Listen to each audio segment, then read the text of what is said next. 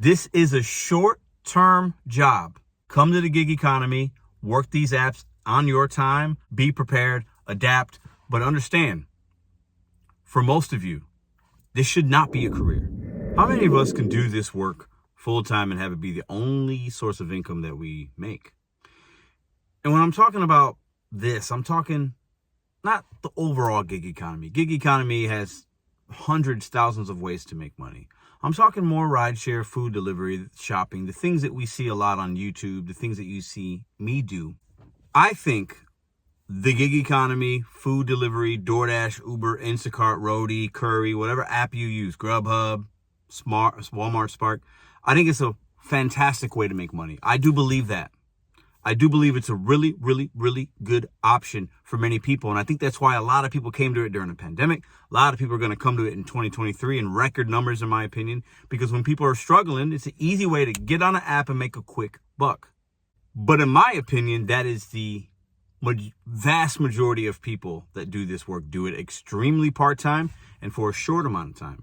So is it sustainable to quit a W-2, stop working, and come into this space and do it full-time and think that you'll be able to do that long-term? Absolutely not. In today's video, I'm going to lay out why.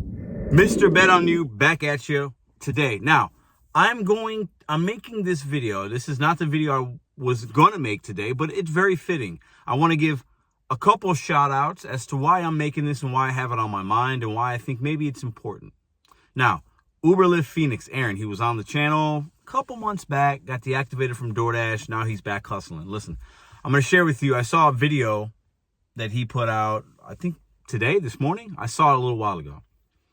Hannibal is hungry, put a community post. I'm going to put a snippet of that here. Those are the results of that post. I don't know how many votes it has yet, but pretty overwhelming one way to the next, right? You could just check out Hannibal's Hungry and watch Uber Lyft Phoenix video. I want to give a big shout out to Aaron, Uber Lyft Phoenix. He is what I call, he's in the 1%. He is a legend. He is a OG. What he does is extremely, in all capitals, extremely rare. He knows it. Everybody else knows it. That's why people watch his channel. The big payouts he shows. He takes the summers off, I think, for several years in a row. I bet I could count on one hand how many people work the apps how he does.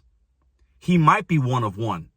But I'll say, well, there's a lot of people doing these apps. Maybe on one hand, I can count how many people can do what he does, make the money he does, take 3 months off in a year, contribute to his future. He might be one of one. He is a whale. Like he is, what's the movie? Moby Dick. He is extremely rare. And we see other people in comments or content creators that also do this full time. You see them in their car, 80 hours a week, 1,000 hours a week, 70 hours a week. You see them working every single day, 10 and 12 hours a day. Those are also extremely rare cases. Numbers don't lie. Extremely rare. To those people, I say this. Listen, you guys are hustlers. You're out here grinding away, right? People cannot do what you guys do. And I wouldn't want my audience to do what you guys do. I don't suggest it. I don't think many of you would suggest doing it in the way that you do it.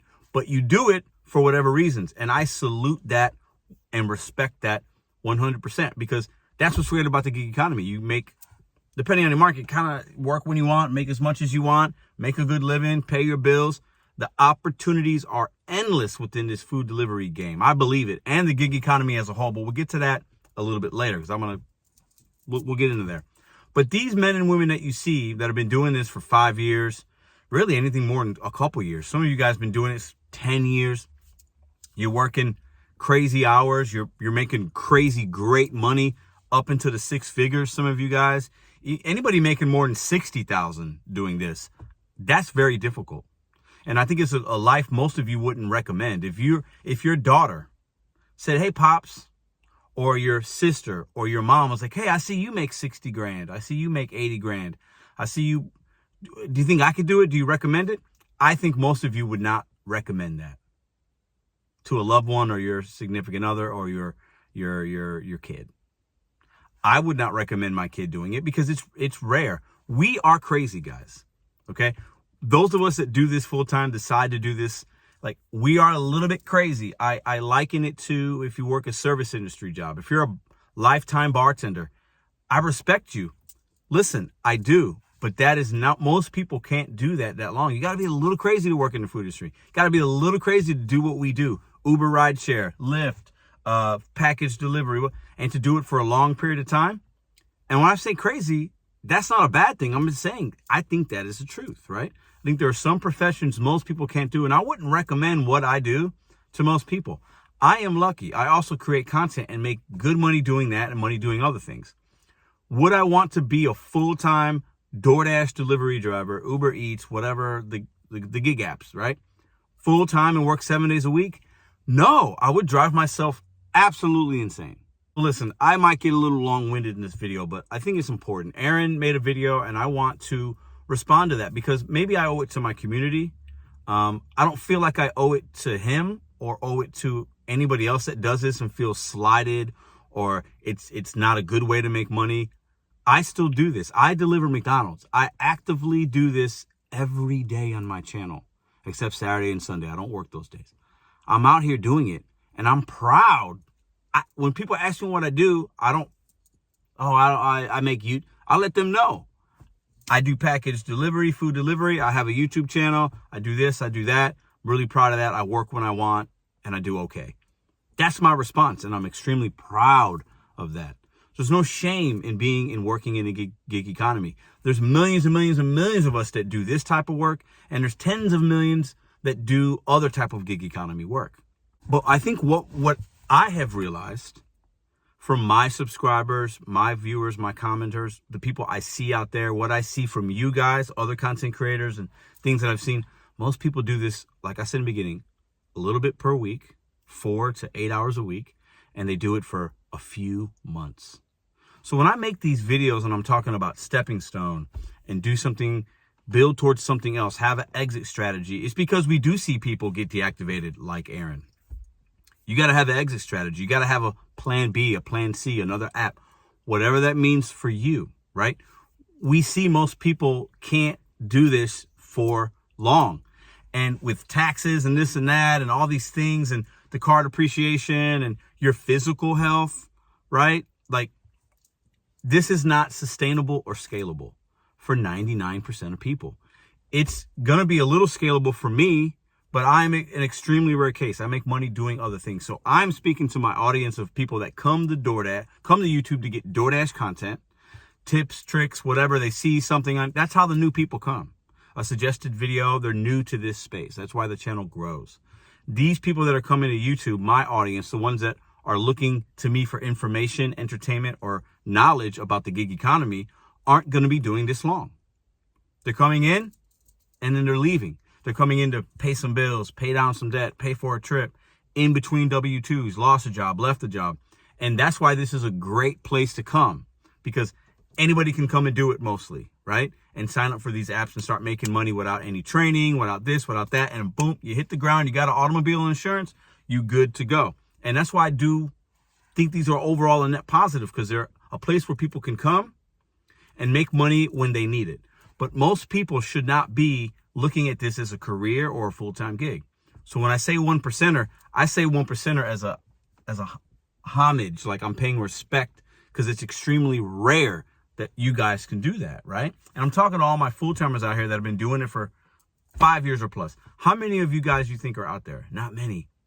You guys are extremely rare, right? Extremely rare. But also, we need to think about this for you guys. While I don't think robots are taking over in the immediate future, it is going to happen. I want you to look at these new things that are out here with the Lenza AI and the chat, GP whatever chat, and this and that, the algorithms, the robots, the things that we've seen on college campuses. I went to a show last night, saw Adam Sandler at Enterprise in St. Louis. He put on a fantastic show. But before, in the convenience area, there's somebody taking our money, right? You know, taking the order. They hand us the stuff. They don't check us out. There's a little thing next to that person where I put my food on what looked like a scale, and it reads what I have, and I pay that. Eventually, and we've seen this with groceries and all other places, that's where things are heading. right?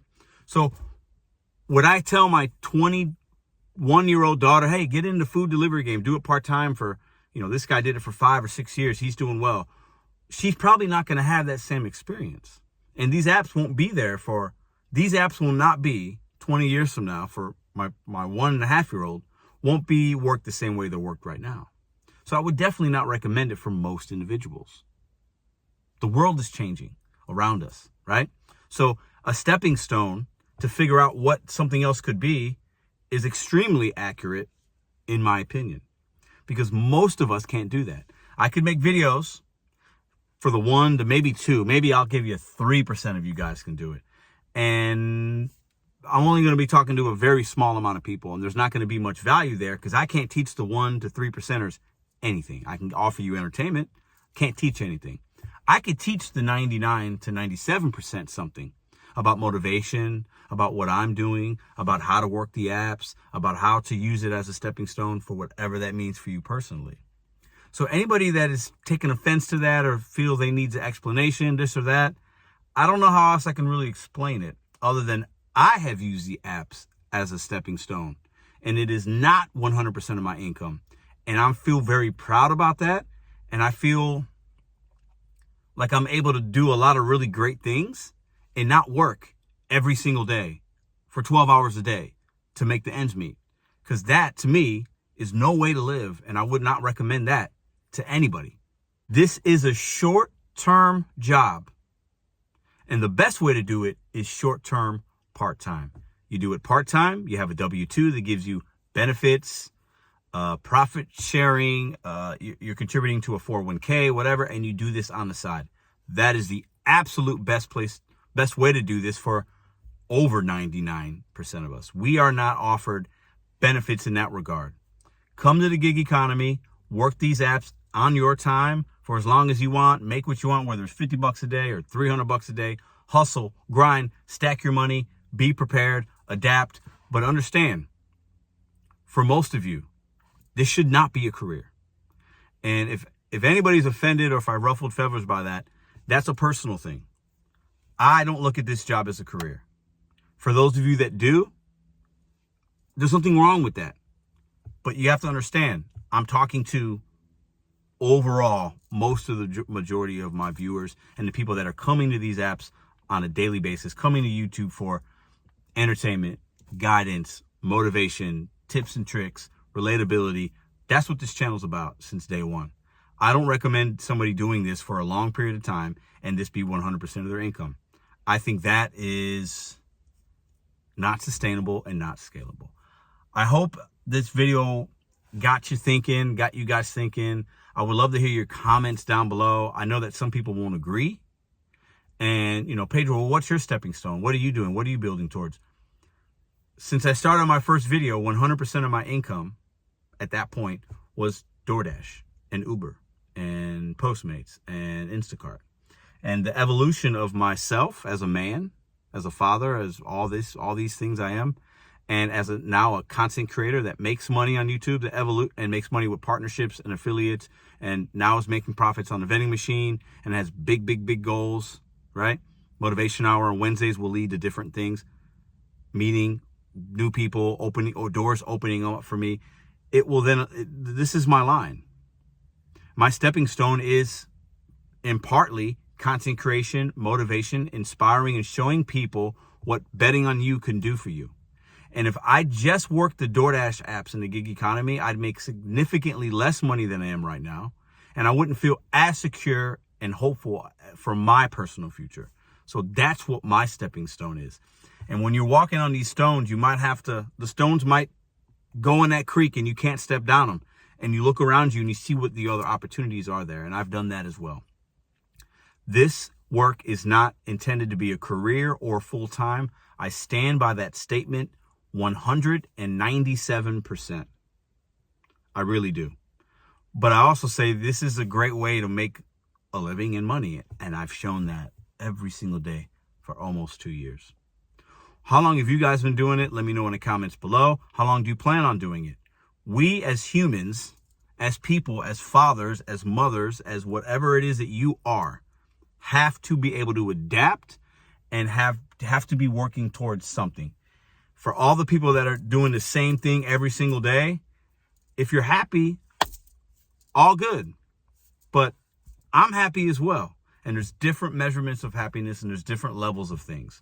I just think most of us should not do DoorDash and Uber or Lyft or Instacart forever, because most of you will not be able to do it, and you won't want to do it. You'll hit the wall at some point. If you've made it this far in the video, and I know only 34% of you will. I know that number. Don't tell me how I know, but I know. Let me know how long. Let me know in the comments, please. How long have you been doing this? How long do you plan on doing this? Share this with me. And also let me know, like Hannibal's poll. Go to Hannibal's poll and give him feedback. And you can also do it there, but do it here. Do you think that most of us should be doing this work without having some type of stepping stone, end game, exit strategy, goal in mind? And if you are somebody that thinks, hey, I'm just going to work these apps until whatever I can't, and then I'll figure it out.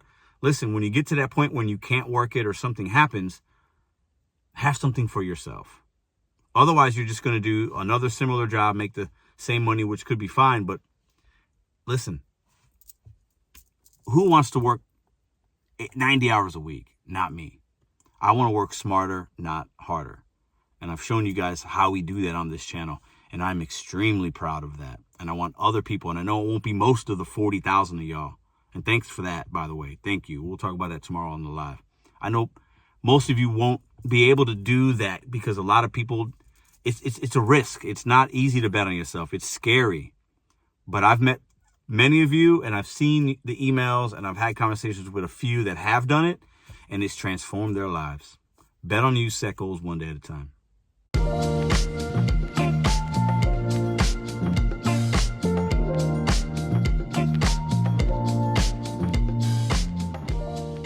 If you like this video or others, check out this one here. Consider hitting subscribe. Let me know what you think in the comments.